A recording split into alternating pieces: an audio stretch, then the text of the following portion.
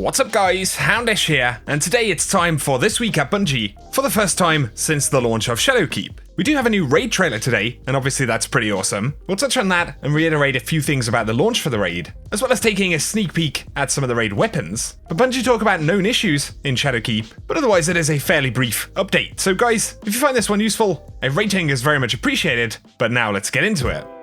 So first up, today, Bungie posted a new trailer for the Garden of Salvation raid, and of course that's launching this week on the 5th of October. It's only a short trailer, but we get a look at some juicy stuff that we'll find in the Black Garden, so let's check it out. I can sense you have faced great challenges. You will need to be at your best for the darkness to come.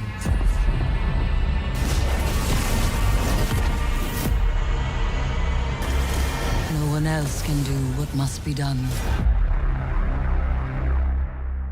So first up, we see the portal opening beneath the surface of the moon. Spoke about this one earlier today. Funnily enough, you can visit the location of this portal in the lunar battlegrounds next to Sorrow's Harbor. But then we see some of the new raid gear right there, as well as Vex ornaments for the season. We finally see more of the Garden Vex here, and these are going to be spilling out across the surface of the moon after the raid takes place as well. Here we see a short clip, I believe of the fusion rifle from the raid in action, and we can also see some of the new champion enemies that we see in strikes. And so some of the mods that we get from the artifact for those could be pretty good. And so yeah, that's a look at the raid trailer, and we'll talk about some of the raid rewards at the end. But now let's get into This Week at Bungie updates. Initially, they do talk about the raid trailer, of course, and the fact that the raid will launch at 10 AM PDT on October 5th. And if you want details about the world's first race, contest mode and things like that, then they link it in the Bungie update, as well as information about some of the raid rewards, including the champion belt, the 24-hour emblem, raid jacket purchases, the new raid t-shirt, and the general completion emblem for the raid as well. Also remember that Vex Offensive starts, according to the roadmap, on the 5th of October as well, and so it seems that it will kind of happen alongside the raid, but we should expect it on Saturday, despite Bungie being fairly quiet about exactly how it will kick off. But they do say on the subject of the issues with servers and things like that at launch, that the biggest issue was caused by game databases not doing their job correctly, and they add, please don't blame your new friends joining the community. Of course that is in reference to all of the new light players.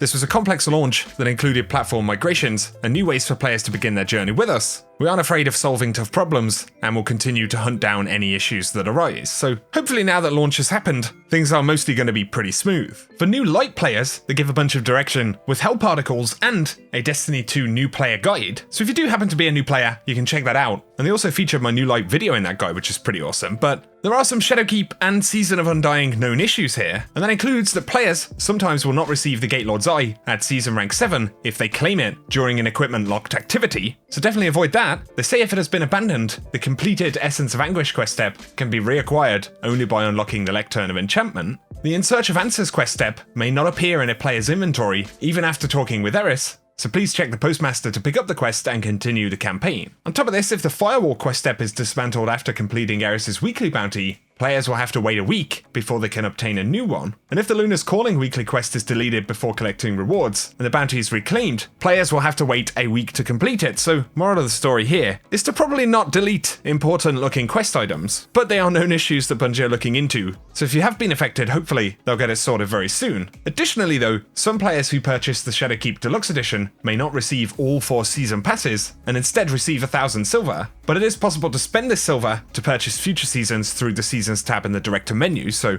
you can essentially trade it out for the season passes instead. And if you encounter the problem reading game content on Steam, they say be sure not to run it as admin or anything like that, and players with 300 or more friends in Steam may encounter crashes when they launch D2. And the fix for that currently is to trim your friends list to below 300 until they get a fix sorted. And they also have a known issues thread if you've experienced any migration problems or things like that. But really for this week, especially considering the launch of all this new content, that rounds up the bulk of This Week at Bungie.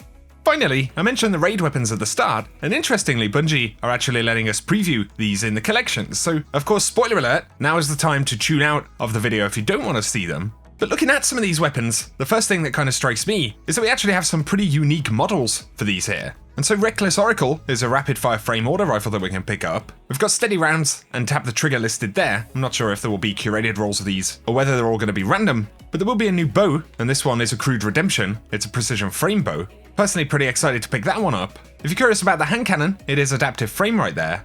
And then we see the pulse rifle. This one looks really cool. And interestingly, it's aggressive burst, which is a little bit different. These pulse rifles are generally performing pretty well in the new sandbox in PvE and PvP, so I think that one's pretty exciting. But Zetler's reward is the fusion rifle, and we spotted this in the trailer at the start of the video. And it is a rapid fire frame, but then we have the precision frame Prophet of Doom, this is the shotgun, and the Omniscient Eye, which is the sniper rifle, and that's another rapid fire frame sniper there, so as well as the fact that Divinity is still listed as the raid exotic in the collection, we should have some pretty cool stuff to go after, and you can also see the kind of glowing ornamented armor pieces for the raid in those collections if you want to check them out as well. But for today guys, that is everything we're going to round up in the video, so if you've enjoyed this one, a rating below really helps me out. And as always, give me any of your thoughts in the comment section down below, but if you're new to the channel, feel free to hit subscribe if you want to keep up to date with everything related to Destiny 2. But otherwise for now, I hope you have an awesome day.